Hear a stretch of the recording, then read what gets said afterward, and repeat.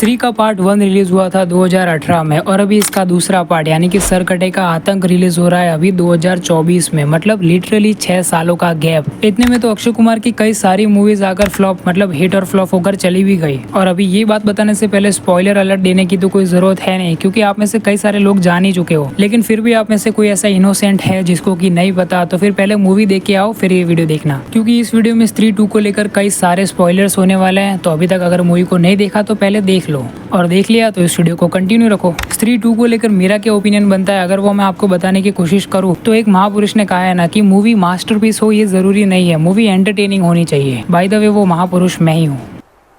चल झूठा।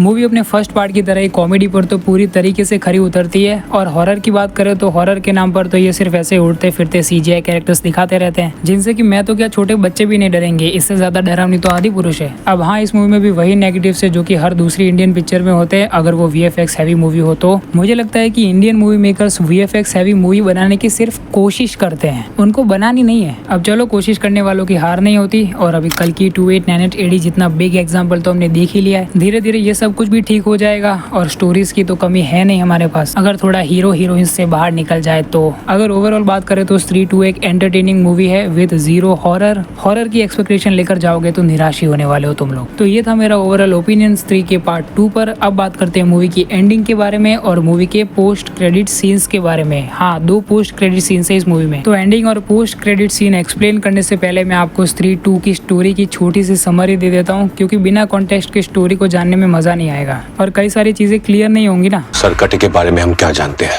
सरकटे का सर कटा हुआ है। इसको अभी का अभी IAS घोषित कर दो। थैंक यू रुद्रा भैया। तो जैसे कि स्त्री के पार्ट 1 की स्टोरी जहाँ पर खत्म हुई थी, चंदेरी के लोगों को समझ में आ गया है कि स्त्री को कोई सुहाग रात नहीं चाहिए, उनके कोई ऐसे वैसे शौक नहीं है। उनको चाहिए तो सिर्फ एक ही चीज, रिस्पेक्ट, और एक और चीज प्यार, जो कि अब पूरा चंदेरी उनसे करने लगा है। मतलब उस वे में नहीं सालो, उन्होंने अब स्त्री को देवी मान लिया है जिसकी कि वो सारे मिलकर पूजा करते हैं। पहले पूरे चंदेरी में ये लिखवाते थे कि ओ स्त्री कल आना, और अब उसकी जगह पर लिखवाते हैं ओ स्त्री रक्षा करना। तो चंदेरी वालों का इतना प्यार और इतनी रिस्पेक्ट देखकर स्त्री जी की आंखें भर आती है, जो कि सफेद और बहुत डरावनी है। आई मीन कि ये सारी चीजें देखकर स्त्री जी यहाँ पर चंदेरी वालों को बख्श देती है और चंदेरी से दूर कहीं पर चली जाती है। लेकिन फिर तभी आता है कहानी में ट्विस्ट, और हमें ये बताया जाता है कि स्त्री को स्त्री बनाने वाला भी कोई है। मतलब कि कोई है कि जिन्होंने इस स्त्री को मारकर स्त्री बनाया है। अरे कहना क्या चाहते हो? वो आगे समझाता हूँ, लेकिन सबसे पहले ये जान लो कि ये सरकटा एक्चुअल में चंदेरी में कर क्या रहा है और क्यों आया है। सरकटे का काम है औरतों को उठाकर लेकर जाना अपने अड्डे पर। वैसे मुझे ऐसा लगा था कि सरकटा कोई ऐसे एक्स्ट्रा ऑर्डिनरी भूत होगा, मूवी का इतना बड़ा विलन जो है। वैसे कोई है नहीं इतना एक्स्ट्रा ऑर्डिनरी वो, ये भी बिल्कुल वैसे ही इंडियन टिपिकल भूत जैसा ही है। पहले तो भाई पीछे आते हैं, फिर पीछे मुड़ो तो पीछे से गायब हो जाते हैं, और आगे मुड़ो तो उठाकर लेकर जाते हैं। मतलब अगर पकड़ कर लेकर जाना है तो सीधे सीधे लेकर जाना भाई, ये छुपन छुपाई क्या खेल रहा है। अब सरकटे का ये आतंक चल ही रहा होता है कि वहाँ पर बिट्टू की गर्लफ्रेंड को भी उठाकर लेकर जाता है सरकटा, और विकी भैया उन्हीं के सपनों में खोए हुए हैं जिनका कि नाम भी नहीं पता, ना उनको ना हमको। अब भाई लोग, स्त्री के पार्ट 1 में जिस चंदेरी पुराण का जिक्र किया गया था उसी के बारे में बताया जाता है हमें स्त्री के पार्ट 2 में, जिसके कि पन्ने गायब हो गए थे अगर आपको याद हो तो उन्हीं पन्नों को कोई भिजवाता है रुद्रा भैया के पास, और वो पन्ने लेकर वो जाते हैं चंदेरी के रक्षक विक्की प्लीज के पास। और तब आता है मूवी का पहला पोस्ट क्रेडिट सीन। विक्की और बिट्टू जाते हैं जना के पास। और अगर आप लोगों में से किसी ने भी भेड़िया मूवी नहीं देखी है तो ये सीन आपको बिल्कुल भी समझ में नहीं आने वाला। आप कहोगे कि ये नए नए कैरेक्टर्स क्यों ला रहा है, वो नया कैरेक्टर नहीं है, इन्हीं के यूनिवर्स का हिस्सा है जना, जिसका कि भेड़िया मूवी में नाम है जनार्दन। अब जना का जनार्दन कर दिया। अब चलो इतना तो चलता है, हमको कंफ्यूज करने के लिए किया होगा ये जनार्दन एक ये जना। यहाँ पर विक्की और बिट्टू को ये रीजन बताता है कि मुझे दौरे पड़ते थे ना, इसलिए मम्मी ने मुझे यहाँ पर दिल्ली भेज दिया और खास कर तुम दोनों के नंबर डिलीट करवा दिए, नहीं सॉरी ब्लॉक करवा दिए, क्योंकि अभी डिलीट करता तो फोन तो कर ही सकते थे ना वो। अब ये जो जनार्दन है वो रहता है भास्कर के साथ, और भास्कर के साथ क्या ट्रेजेडी है वो तो आपने अगर भेड़िया मूवी देखी है तो पता ही होगा। तो भास्कर के साथ की यही ट्रेजेडी देख लेते हैं विक्की और बिट्टू, लेकिन फिर भी उनको ज्यादा कुछ फर्क पड़ता नहीं, क्योंकि ये कुछ नया नहीं है ना इनके लिए। इन लोगों ने पहले एक डरावनी औरत को लाल साड़ी में उड़ते हुए देख लिया है, तो अब ये बड़ा कुत्ता जो कि भेड़िए जैसा दिखता है वो कौन सी बड़ी बात है। और लिटरली अपनी मूवी का हीरो उस भेड़िए को कुत्ता बोलता है। ह्यूमर के लिए मूवी के कैरेक्टर्स को डम्प दिखाना कोई बड़ी बात नहीं है। तो यहाँ पर हमें भेड़िया का कैमियो तो देखने को मिल गया, लेकिन वरुण धवन का कैमियो देखना भी बाकी है। If you know you know.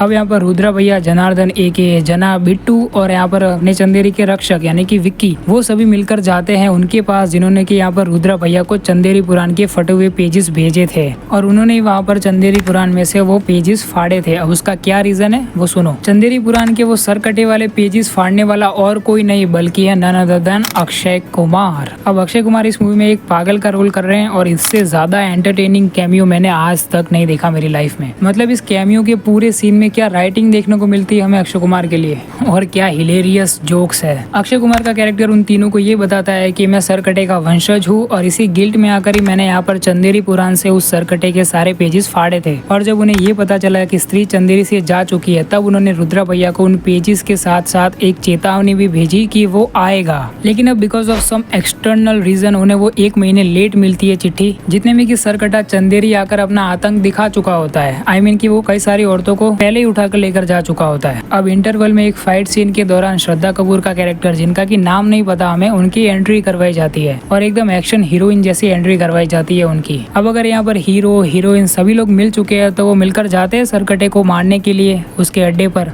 लेकिन अब सरकटा इतना ज्यादा ताकतवर है कि इन सभी की बजा देता है। तो अब फाइनली स्त्री जी को आना पड़ता है। क्यों यहाँ पर स्त्री ही सरकटे को हरा सकती है, इसके पीछे भी एक रीजन है। एक्चुअली इसके पीछे एक पूरी स्टोरी है। काफी लंबी स्टोरी तो नहीं है, शॉर्ट स्टोरी है। चंदेरी में रहने वाली एक वेश्या, जिनका की नृत्य देखा करते थे चंद्रवर्धन, जो कि अभी एक्चुअल में सरकटा है। अब ये चंद्रवर्धन भाई साहब सरकटे कैसे बने आगे सुनो। चंद्रवर्धन और उनके साथियों की सोच बिल्कुल ऐसे इंडियन टिपिकल अंकलों वाली कि लड़कियों को सिर्फ घर में ही रहना चाहिए, औरतों को घर से बाहर नहीं निकलना चाहिए, उन्हें सिर्फ चूल्हा चौका ही संभालना चाहिए और मर्दों के पाँव की जूती होती है औरत। मैं बोल रहा हूँ ये सोच इनको ले डूबेगी, और ये सोच ले डूबती भी है जब वहाँ पर वो वैश्या किसी से प्यार करने लगती है और उससे शादी कर लेती है। फिर इसके बाद उनके ईगो को चोट लग जाती है। चंद्रवर्मन या चंद्रवर्धन ये जो भी है, अपने साथियों के साथ मिलकर वो यहाँ पर उस वैश्या के हस्बैंड को मार डालते हैं, उनका गला काट कर, और स्त्री जी को भी मार डालते हैं, जिससे कि वो स्त्री बन जाती है, द ओजी स्त्री। फिर भूत बनने के बाद तो उनको पावर्स मिल गई और फिर स्त्री जी ने चढ़िया गुस्सा, उठाई तलवार और उनकी लाइफ के विलन जिन्होंने कि उनके पति को मारा, उनको बिल्कुल उसी स्टाइल में मारा, सर काट कर। तो अभी ये जो बैटल चल रही थी वहाँ पर सरकटा, यहाँ पर ये विक्की और श्रद्धा कपूर का कैरेक्टर, जिसका कि नाम नहीं पता बे हमको, उन दोनों को मारने ही वाला होता है कि तभी वहाँ पर होती है वरुण धवन की एंट्री, जो कि भेड़िया बनकर सरकटे के सरों से मुकाबला करते हैं। स्त्री जी को चाहिए यहाँ पर सरकटे को हराने के लिए उनकी तलवार, जो कि एक पत्थर में फंसी हुई है, और उसको निकाल सकता है अपने साफ मन का विक्की।